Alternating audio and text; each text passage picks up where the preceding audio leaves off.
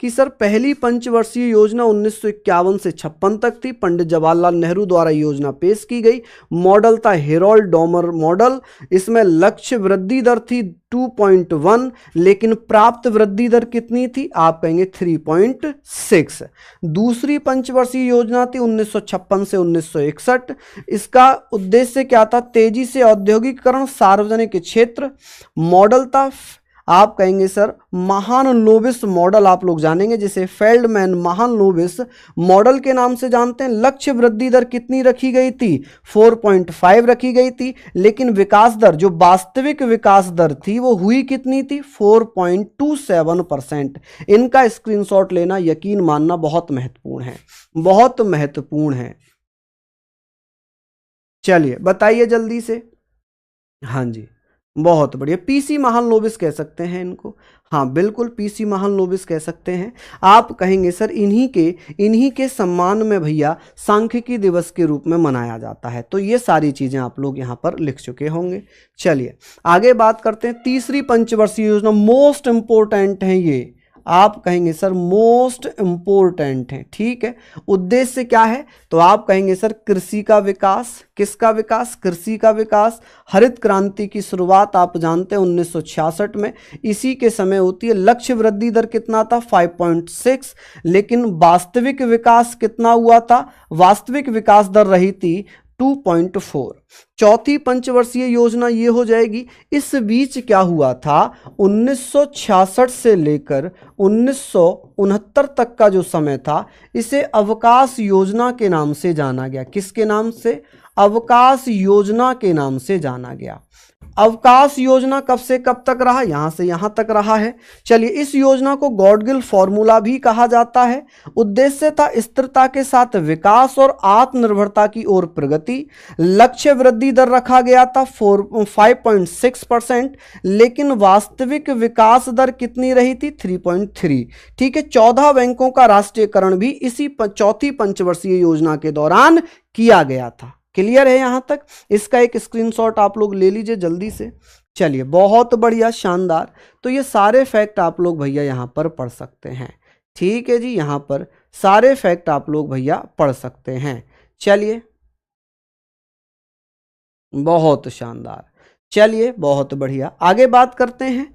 Next है पांचवी पंचवर्षीय योजना। गरीबी हटाओ का नारा इसी में दिया गया था।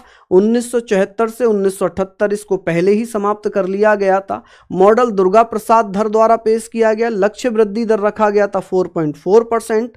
वास्तविक विकास दर कितनी रही थी? 4.8%। रोलिंग योजना की अगर बात होगी तो आप कहेंगे सर 1978 से 1980।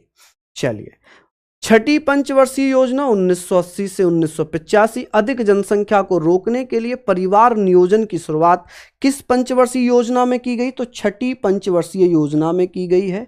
चलिए आगे बात करते हैं। नाबार्ड बैंक की शुरुआत इसी में हुई है 1882 में, शिवरामन समिति की सिफारिश पर की गई थी। लक्ष्य वृद्धि दर रखा गया था 5.2, लेकिन वास्तविक विकास दर कितनी रही थी? 5.7, ज्यादा रही थी।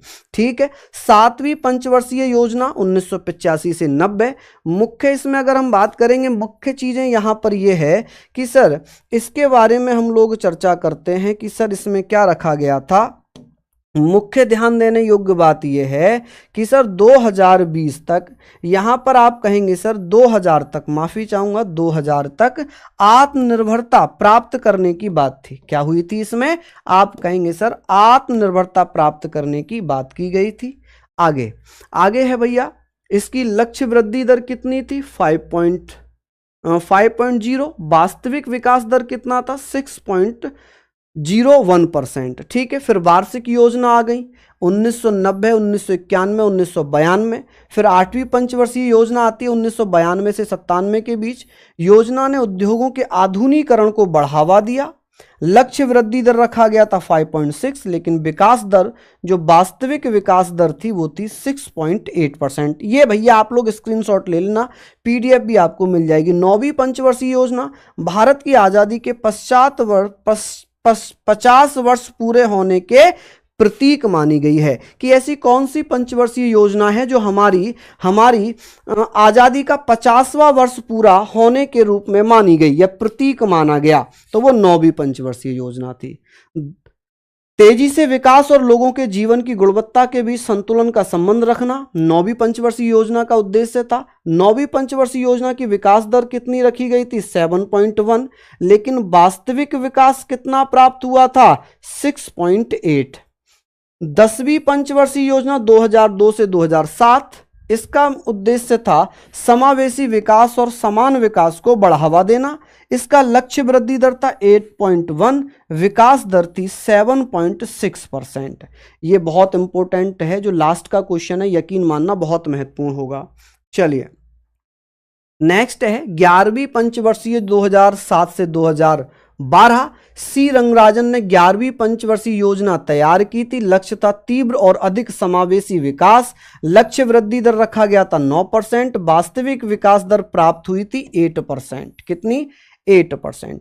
12वीं पंचवर्षीय योजना आखिरी पंचवर्षीय योजना है ये। लक्ष्य तेज, अधिक समावेशी और सतत विकास इसका भैया 12वीं पंचवर्षीय योजना का उद्देश्य था। विकास दर कितनी थी वो भी हम लोग बात कर लेते हैं। तो ये यहां तक हमने पढ़ लिया। ठीक है, मैं आप लोगों को बस यही कहूंगा कि आप लोग अच्छे से पढ़ते रहिए। इस प्रैक्टिस सेट से निश्चित ही आपको प्रॉफिट जरूर होगा, कुछ ना कुछ प्रॉफिट तो आपका होगा ही होगा। बाकी भैया पेपर आप लोग देते रहें, मेहनत करते रहें। जब तक आपका एग्जाम चलेंगे हम लोग आपके साथ स्पेशल प्रैक्टिस सेट में बने रहेंगे। कल और महत्वपूर्ण प्रश्नों पर हम चर्चा करेंगे और कुछ महत्वपूर्ण चीजें देखेंगे जो आपके एग्जाम से संबंधित होंगी, जो आपके एग्जाम ओरिएंटेड होंगी, उन पर हम बात करेंगे। तो एक बार कॉमेंट करके दिखाना, एक बार कॉमेंट करके बताना कि ये क्लास आपको कैसी लगी, मजा आया पढ़ने में। ठीक है, फिर मिलेंगे आप लोगों से, तब तक के लिए जय हिंद, जय भारत।